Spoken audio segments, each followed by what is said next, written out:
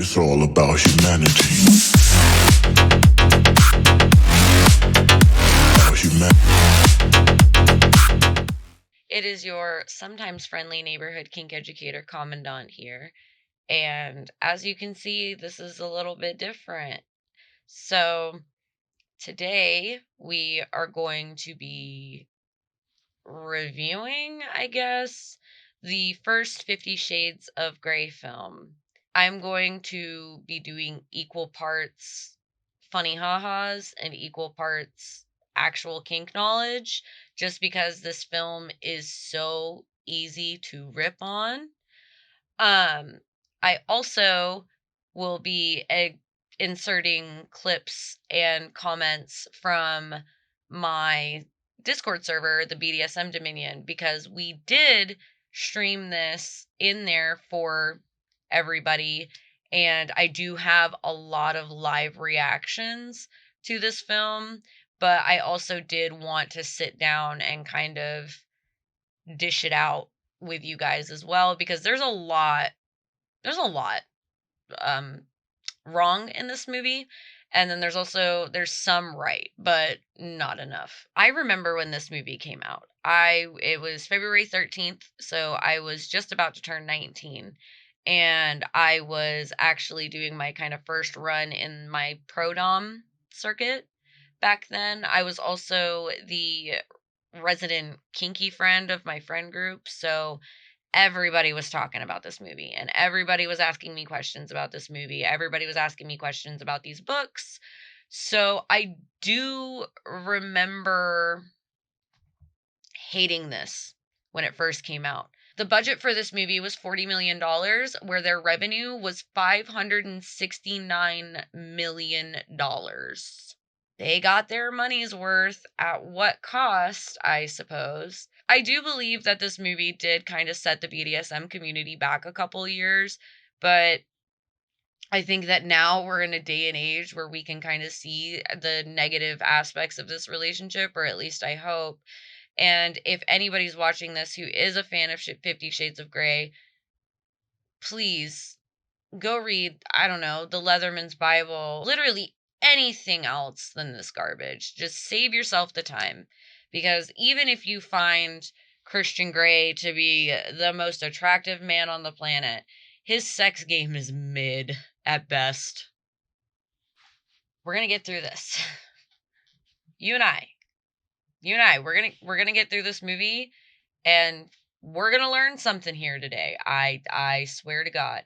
Let's dive in to this dumpster fire. So we start with 21-year-old Anna and 27-year-old Christian. 21-year-old Anna is a college student. She is an English literature major. And we have 27-year-old billionaire playboy Batman. Christian Grey, right? So Anna's roommate is sick, and apparently her friend is a journalist for the school paper. Anna goes in her place to interview 27-year-old billionaire playboy Christian Grey.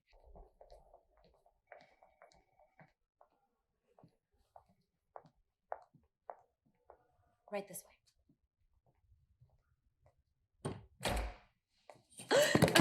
We really get a sense for how awkward Anna is as a character.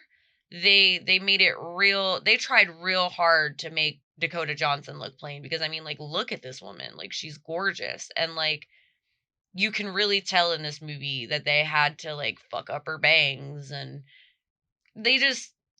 they hammed it up with making sure that the audience knew, look, she's a shy, insecure 21-year-old college girl trying to figure herself out and make her way into the world. There are 0 men in this company. That's not a giant red flag to anybody, I guess. Anna goes and interviews Christian, and... You have an actual question, Miss Steele? Yeah, sorry. Are you gay? These questions are bullshit. I don't think I'd fit in here.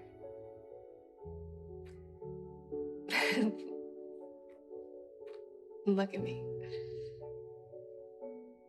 am. Insecurity. Blatant insecurity. Just in case nobody could pick that up. Insecure. Anyway.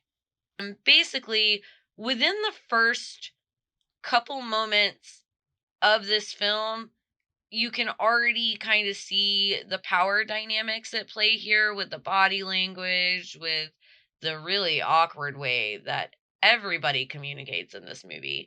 The director did a really decent job at making sure that they portrayed Anna as spineless and pathetic and insecure as possible, whereas Christian was like this embodiment of, I mean, in my opinion, toxic masculinity, but masculinity nonetheless.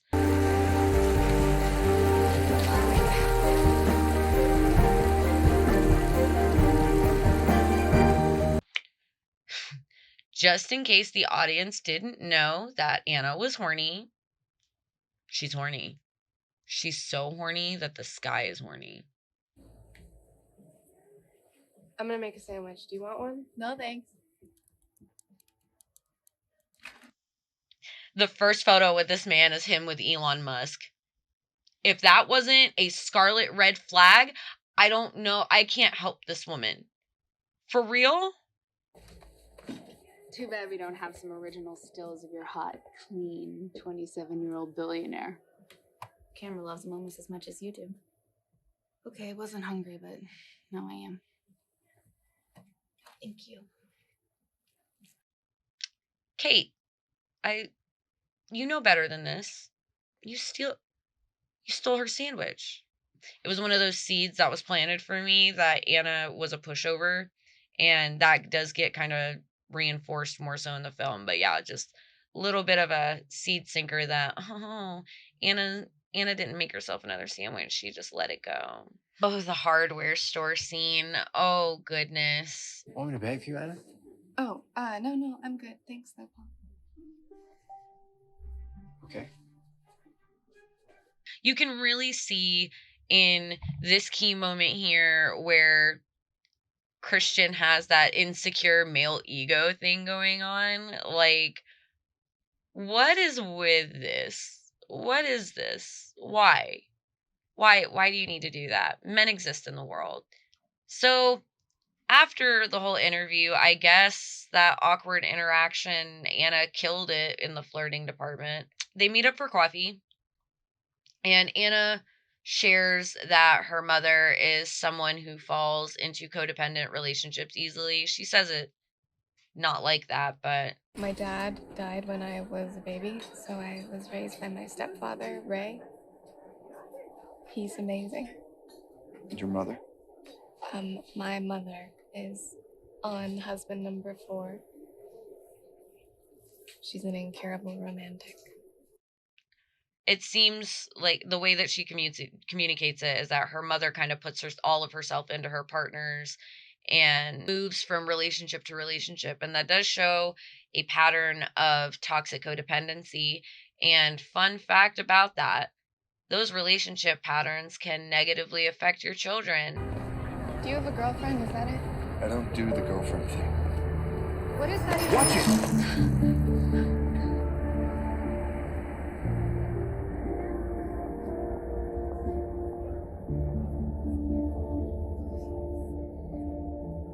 This really does set the tone for the I'm not manipulating this girl at all vibes. You can really, there's seeds being planted here for emotional manipulation, which does very much happen in this movie. So now that finals are done, Kate and Anna want to go partying.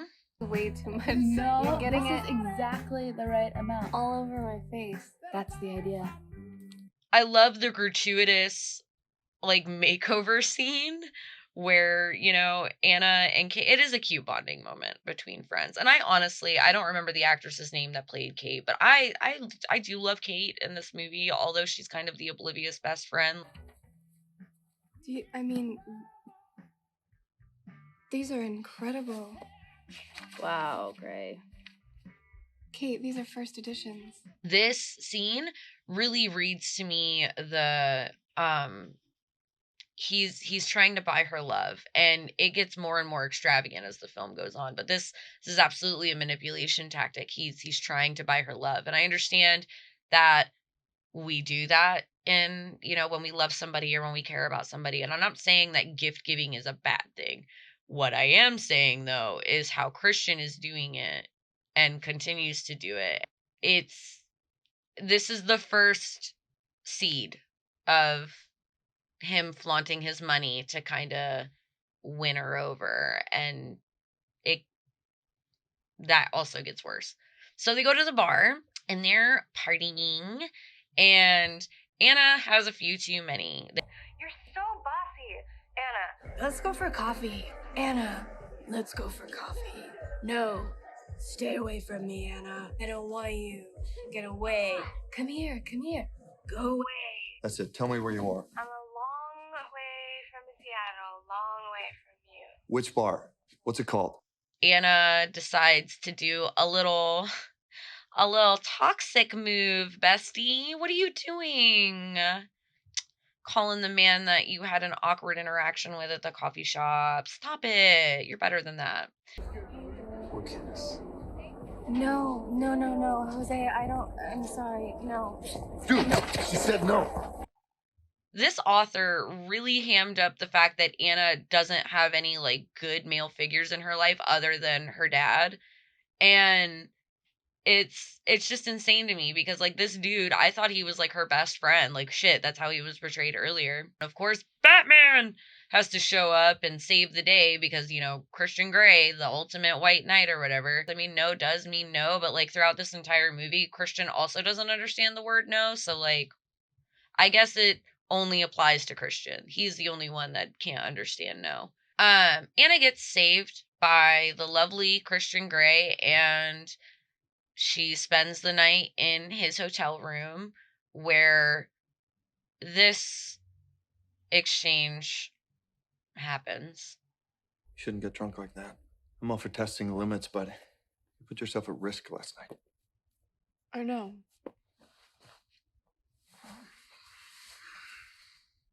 If you were mine, you wouldn't be able to sit down for a week. What? You just got done lecturing her and saving her, and now you're trying to fuck? I would like to bite that lip. I think I'd like that too. I'm not gonna touch you. Not until I have your written consent. I'm not gonna touch you until I have written consent. But this doesn't look much like written consent. Fuck the paperwork. I literally see no connection between these two other than pure sexual desire. And that's not a bad thing. So you're setting up the dynamic for failure when you only have lust in mind or desire in mind, because you're not thinking with a sex sober brain, as our lovely friend 286 mentioned in Fetish Friday. You're thinking with, horny brain. And we've already covered the fact that our headspaces in the DS world are altered states of consciousness. So your brain chemistry is being severely altered at all times when you're engaging in BDSM. And with that, you're not entirely sober. And you can really see here how a dominant can manipulate that desire in a submissive to make them think that, this is what you really want. Look at how sexy I am. Look at how alluring I am. I have a flat chest and a decent stomach and some hot biceps. This is 1000% a way to emotionally manipulate somebody. He is using his sensuality and his sexual deviance to his own advantage. And Anna, being the innocent being that she is, she doesn't know any better. And that is also a consistent theme throughout this movie. It really seems like the author loved painting Anna as this completely helpless individual at first. She has moments where she's so good and she's starting to get the right idea, and then it just it goes down again. And that's how these relationships are when they're just based off of your sex brain, or your horny brain. you're not thinking clearly. You're thinking of what is going to give me that dopamine, what is going to give me that serotonin. And although it feels good in the moment, it's not going to feel good later. Anna has an internal panic attack this morning waking up at a hotel. And, then they go on a helicopter ride where we get the best part of this movie, which is the soundtrack. We had a couple of jam moments. My favorite part of this film is the entire soundtrack. It slaps, it bangs, it's killer. I think that's where most of the budget went, other than these gratuitous helicopter rides. Now we get to Christian's house where Anna has to sign an NDA. I'm afraid my lawyer insists on it. I'd never talk to anyone about us anyway.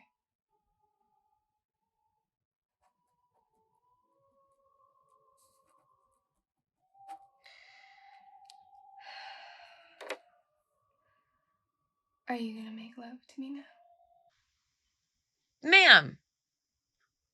Ma'am, I understand that Anna is desperate and a horny virgin, but dude, come on, a little bit of pride, just a little bit. I would have liked a little bit more of just a little more control there.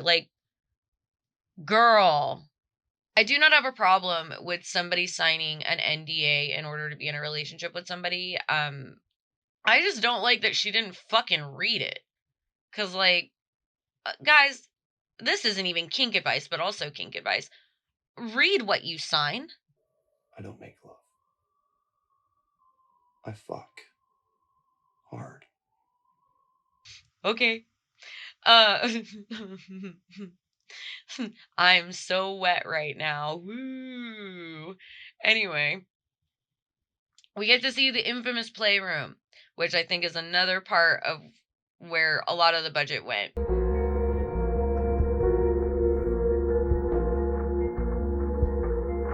Because what an extravagant playroom. I wish that it wasn't in this movie. It's so pretty. Yes, 50 Shades did one thing and it made me jealous of the playroom that this fucking tool has. So now we move on, and Christian tells Anna the expectations that he has for her if she does choose to submit, along with a very vague, very piss poor explanation for why he chooses to do what he does. And it's real clear that Anna is unsure about all of this, seeing as how it's very, very new to her. We have to be honest with each other for this to work, okay?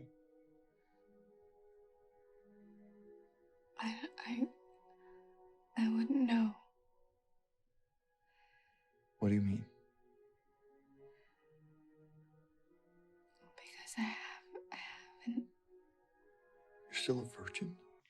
What does our amazing white knight do? What are you doing? Rectifying the situation. I'm a situation.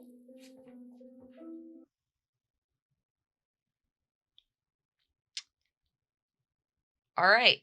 He rectifies the situation, I guess. That's a move. I understand that she consented and that she said that she wanted it. But the way that this was done is kind of what gives me an ick. You literally just showed her extravagant tools and torture methods, and then now you fetishize her virginity, which real weird. We all thought that was real weird. And then you proceed to deflower. They move so quickly. You don't see any actual intimate bonding other than them riding in helicopters together and them having sex, because apparently all us doms need are sick fucking helicopters. So note that down, guys. We need helicopters. Well, it was a great night spent, I guess, because we pan over to this really awkward breakfast scene. You hungry? Very. Because I'm making pancakes. Which just makes me reminiscent of another breakfast scene from a tried and true film, which is a million times better than this. This is gonna be fun. We can stay up late, swapping manly stories, and in the morning, I'm making waffles. You're welcome. So we're 49 minutes into the film. Just so we're all aware, we're 49 minutes into this movie. And we finally get some bondage.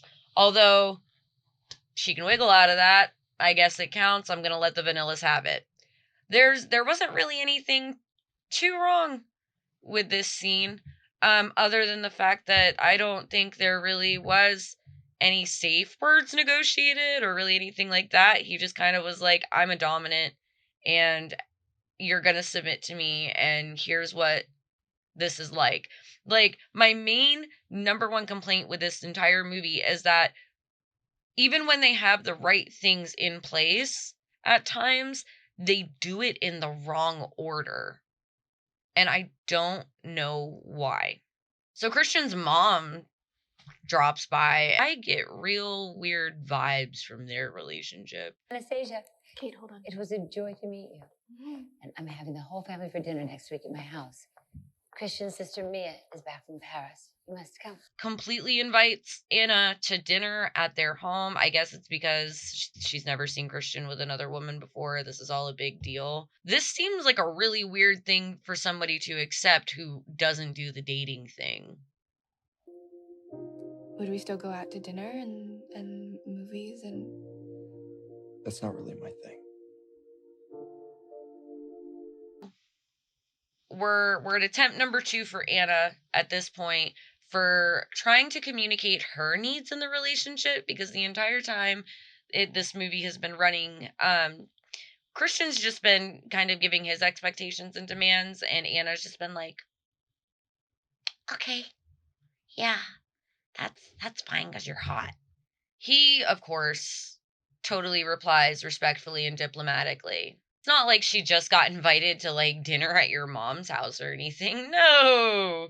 Why would she want to go on dates and, like, act like a normal couple? That's crazy that she would get the wrong idea after you failed to communicate to her what the actual stature of the relationship was and, like, followed through with that with your actions. Actually, you know what? I would like to go home. Can I go home?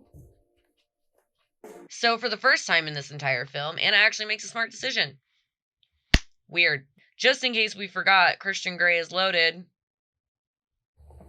Which one's yours? Oh, Christian Grey has a lot of money.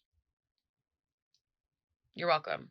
So instead of doing what she asked for, which was taking her home, he takes her on a walk in some forest, and finally, almost an hour into the movie, we actually get substantial information about Christian Grey that could possibly lead us into understanding him a little bit as a person. He expresses to Anna that he was exposed to BDSM at the age of 15 by one of his mother's friends. I do think that it does show on his character a little bit, but not in the best of ways, because, like, if he is 27 and he started from the age of 15, you would think that he would understand why all of his submissive relationships have not been that fruitful, and that he would actually learn from his own mistakes in these past relationships. But that just doesn't seem to be a factor. I've never had sex in my own bed. I've never slept next to anyone. Ever. Only you. Christian basically explains everything, like why he does it a little bit, I guess. He takes the escapism approach to BDSM, which I can't really shame for because a lot of people do that. But what I can shame for is the absolute obvious love bombing in this exchange, to where he then basically convinces her of this swanky opportunity that she has if she just so chooses to submit with no coercion whatsoever. Another gift, huh? Whatever happened to flowers and chocolates? This specific scene is hilarious to me because her best friend literally mentions how weird it is that this man that she met a week ago is showering her in, like, gifts. The contract. I'm gonna cue to the Dominion for my reaction on this one, because There was a lot going on with this contract. We went over quite a bit. The submissive will agree to any sexual activity deemed fit and pleasurable by the dominant, accepting those activities outlined in hard limits. You only have known each other for a fucking week. You don't know your guys' sexual limitations yet. She's a fucking virgin. The horniness isn't gonna last forever. Jesus fuck. Oh my. Oof. Will not drink to excess, smoke or take recreational drugs, or put her person at any unnecessary risk. What is unnecessary risk? The submissive will not hold up Banks at gunpoint. Got it. The submissive agrees to procure oral contraception from a physician of the dominant's choosing. Right there. Right there. Y'all hear it? Y'all hear that bullshit? They tried to slide that in. Excuse me, are you a fucking doctor? Whip or corporally punish a submissive as he sees fit, for purposes of discipline or for his personal enjoyment. Ah! Does anybody see where that verbiage was wrong? Can anybody? I don't want to be the only one. I don't. Thank you. Yeah, he can just beat the shit out of her just for shits and gigs. Oh, but doing contracts this way, like without negotiations between parties first, all it does is it just overwhelms the submissive, and it leads to a lot of error that just doesn't need to happen in the first place.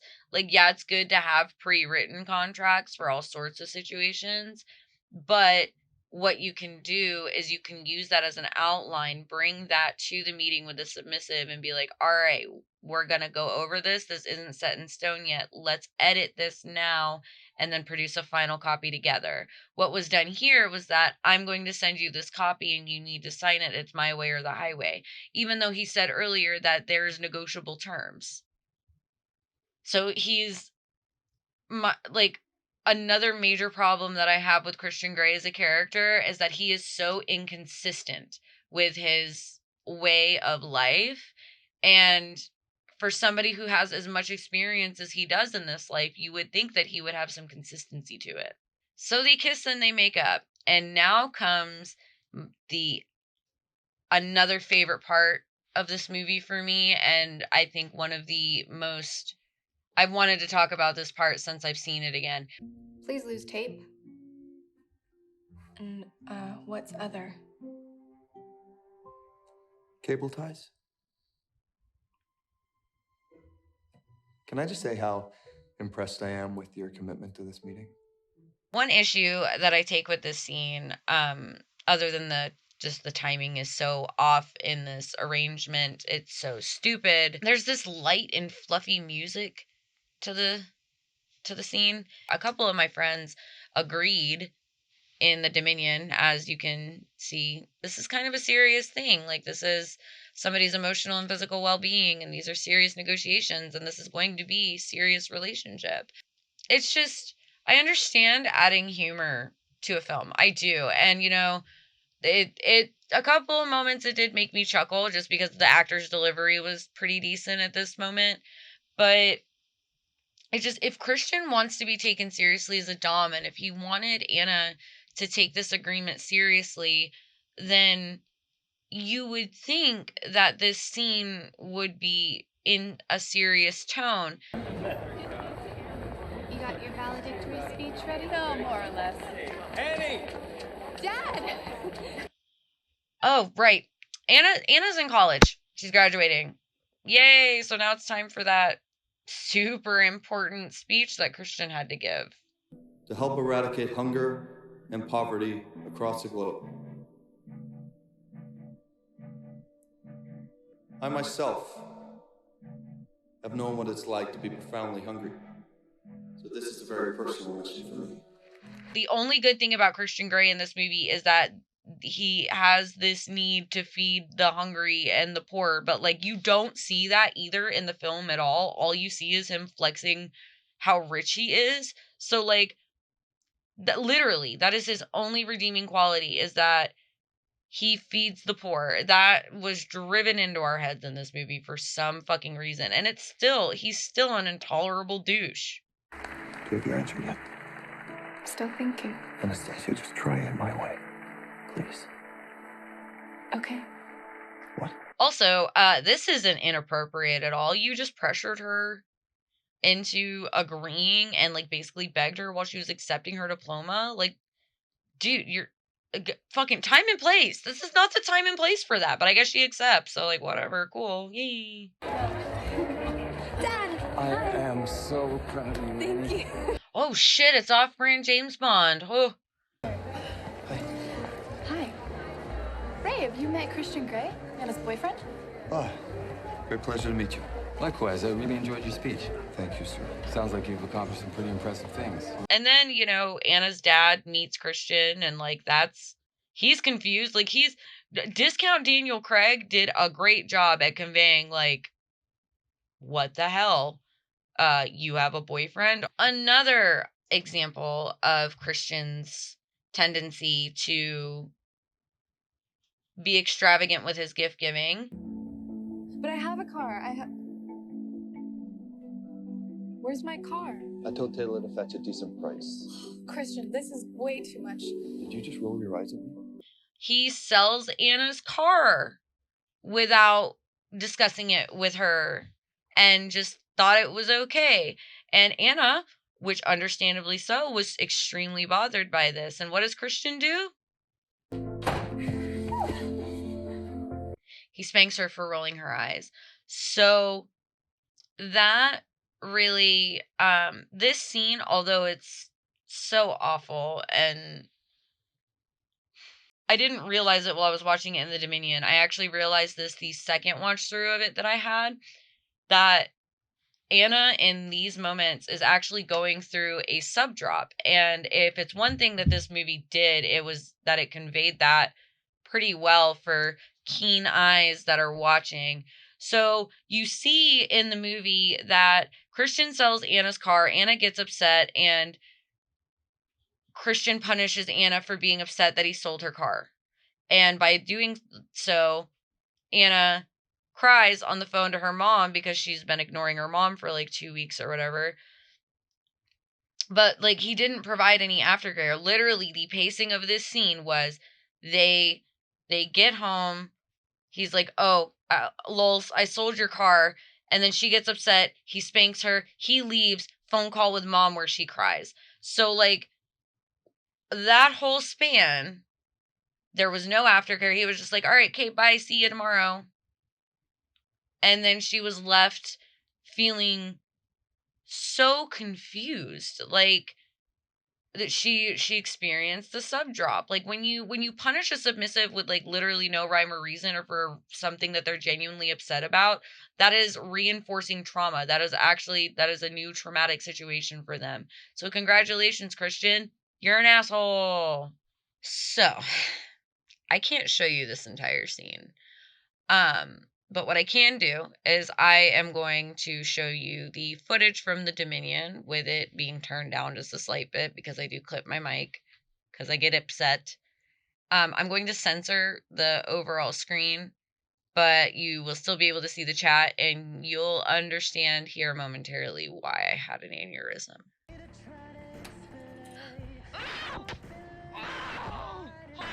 No, hold on.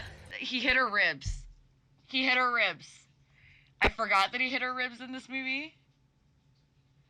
He hit her. Oh my God. And. Well, you can hit there when your legs are open. He actually hit her upper thigh. And the first spank that they got, he hit her with part of the handle. They should have at least had this actor practice on a fucking pillow. But he hit her ribs. He hit her ribs. Oh my God, I'm gonna have an aneurysm. In impact play, there are specific safety zones as shown in this handy dandy graphic, which I'll just pose here. And your ribs and your lungs. So here, being a very high risk space to strike with just about any torture tool. So now we are having dinner at Mom's house, and I am just reminded how much hotter Christian's brother is than him. And the rent's not ridiculous. Elliot and Jose helped us move in. Jose is Anna's friend, although I think that Elliot's trying to poach him. They sparked quite the bromance. He's a cool guy. But other than that, we clearly see here how Christian is possessive and they do not communicate well, because Anna was thinking about going to Georgia, and then as soon as they started talking about parents, she's like, no, I'm going now. So they get upset with each other and they go for a walk of the grounds. When are we going to tell me about Georgia? What? You have no right to be mad. Yeah, but I am mad. Palm twitchingly mad. Ow! You're mine. All mine. You understand?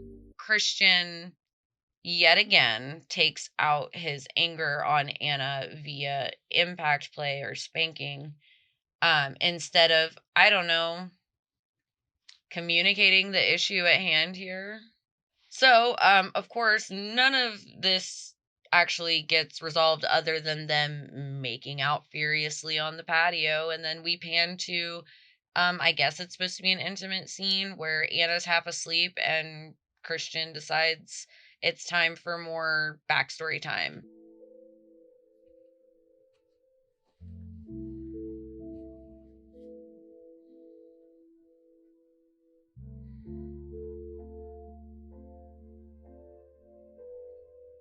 The woman that gave birth to me was a crack addict. Christian literally comes into Anna's bedroom in the middle of the night, just a trauma dump. So when you gotta go, I guess. And he explains to her, while she's still half asleep, that his mother was a drug addict and a prostitute, and that a lot of his childhood memories, he doesn't really remember his mother too well, but he does remember a lot of the traumatic instances.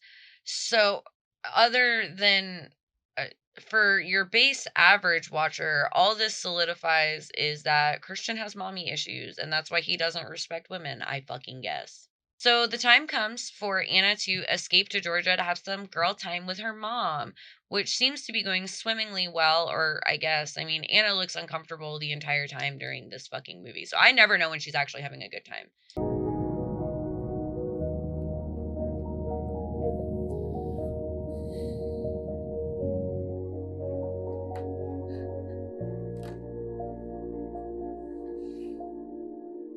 Gray and Anna are, peak relationship goals where they exchange some totally not toxic text, and it totally doesn't outline how insecure Anna is and how incapable Christian is of making her feel secure without love bombing her. Later on in Anna's escape to Georgia, she can't really escape because there he is. What are you doing here, Christian? I came to see you.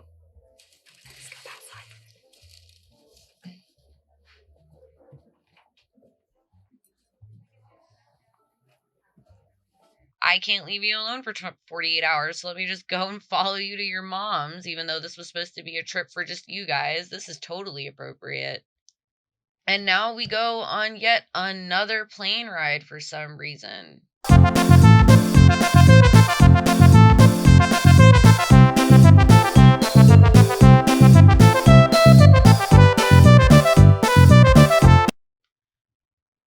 Aren't we supposed to be visiting with Mom?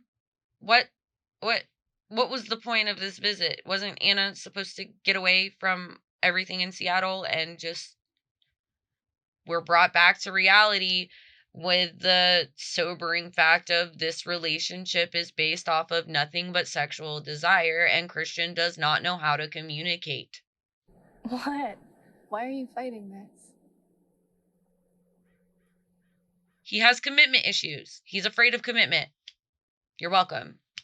So thank fucking God that he has some stress at his company because he was forced to leave early. But apparently that's not that big of a deal because literally like 10 minutes later, they're in the playroom and he is relieving his stress out on her, which I am all for BDSM being a stress reliever. I'm not trying to be the police here. My thing is every time that he administers impact on Anna in this movie, the intentions are literally just for letting off steam. We are not here to treat submissives as if they were our punching bags. It's sad to me that it's suggested in this movie that you can just literally beat up your submissive partner to relieve work stress when that's just not that's not appropriate. It's not true. It's just completely false, and it's just frustrating. It's very frustrating to see. It's disappointing. We should be talking. Like normal people. Yeah. Is that so wrong? And Anna is yet again expressing the issues about the lack of communication from Christian, only to get the cold shoulder and snarky responses. We are 18 minutes away from this film ending, and the only thing that I have gathered from this entire movie is that these two cannot communicate for shit. I would never do anything to you that you couldn't handle. But why do you even want to do anything to me at all, Christian? Would never do anything that you couldn't handle, yet this entire relationship, she has been unable to handle it, and in a couple of minutes here, we are about to see you put her through something that you absolutely knew that she couldn't handle. Because if you were able to gather context clues, Mr. Gray, you would have been able to gather that, she does not respond the best way after every time I've hit her or spanked her. Maybe I shouldn't do that anymore. But instead, we don't learn. Is this what you want? You want to see me like this? Anna. Don't come near me. And of course, like the entire time in this movie, Anna does not react the best. She completely freaks out. She's like, don't touch me, don't talk to me. And so the movie ends on them breaking up and being so sad and upset about that whole situation. Let's talk about it. This movie was a nightmare to sit through every single time that I've sat through it. It does not depict a healthy DS dynamic in any way, shape, or form. The only positives that I can say about the movie is good on them for using the stoplight system. That playroom was beautiful, had a great soundtrack.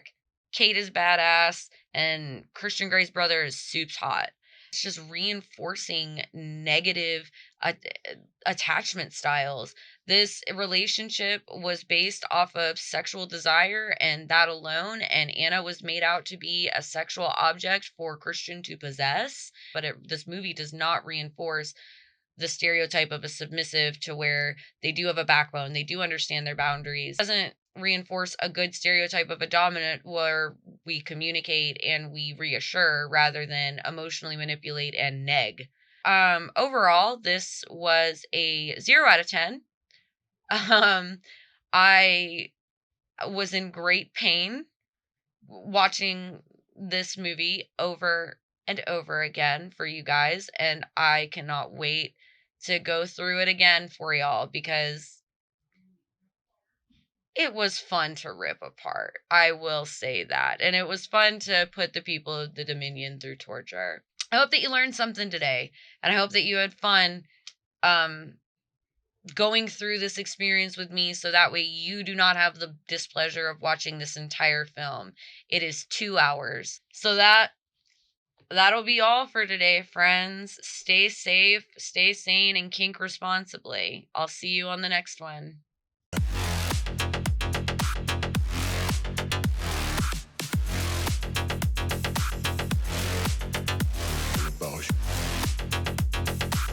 It's all about humanity.